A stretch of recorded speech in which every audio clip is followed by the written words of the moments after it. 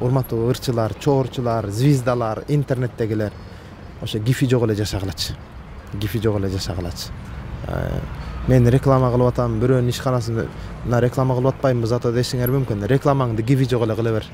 Муну магазинге келгиле, мынандай кылгыла деп эле кыла бергилечи. Сөзсүз гиф өткөрүш керекпи? Болбойт. Кайткыла. Болбойт. Мен ушуну айткым келет. Болбойт. Кайткыла. Эмне үчүн болбойт? Ошол эле учурда гиф уюштургандардын өздөрүнө да айтайын. Мисалы үчүн айтайлы, Азырет аке. Менин подпискамда ушуларга подписаться кыл дейт да. 150 адам. 150 адамданчы менин баамымдай, мен ойноткон деле эмесмин, гиф ойноткон киши менен де сүйлөшкөн эмесмин. Ойногон да эмесмин. Менин баамымда ушундай, 150 подписация жазылган кишиге жазыл дейт. Ойноткон киши 150 кишиден 1000 сомдон алды.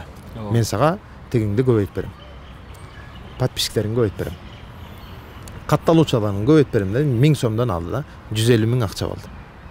150 миңден 50 миңин чөнтөгүмө салам, 100 миңин 70 миңине машина алам, 30 миңине телефон, майда чүйдө нерсе алам. Натыйжада мен пайда көрүп атамбы? Пайда көрбөсөм эмне уюштурат элем мен аны? Мына ушундай тартып уюштуруп атасың. Ошол эле учурда айтышың мүмкүн, тиги подписация кылгандардан акча кеткен жок да, эмнеси арам буну дешиң мүмкүн. Ооба, акча кеткен жок.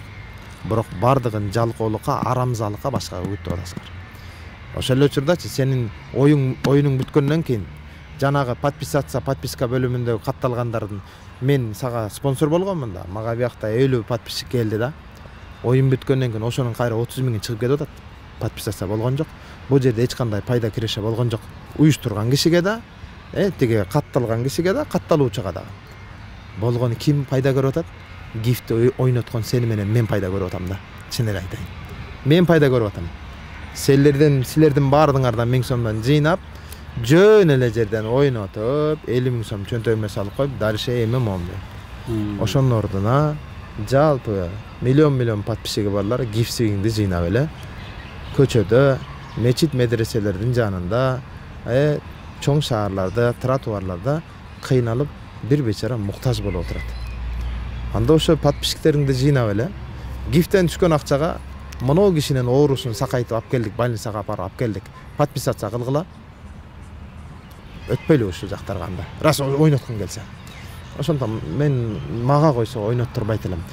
Айрыкча маданият өкүлдөрү, шоу бизнес өкүлдөрү, Өзбекстандын, же болбосо Тажикстандын, Казакстандын, Европанын, Американын шоу бизнес өкүлдөрү гиф ойноткон жери жок. Алар айрыкча маданият өкүлдөрү айтат болсо дейм да. Бизде шоу бизнес башка, маданият башка. Маданият ал бийиктиктеги турган аруу, мухит, таптаза чалкып турган тунуктук ал. Аны эч ким булгаганга акысы жок. Шоу бизнес ал өзү айтып тургандай шоу и бизнес. Бүгүн шоу бизнес өкүлдөрүн да маданият кызматкерлери деп алдык да. Андай эмес.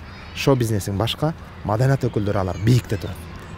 Мен айтар элем, маданият өкүлдөрү майдаланып кетпесек.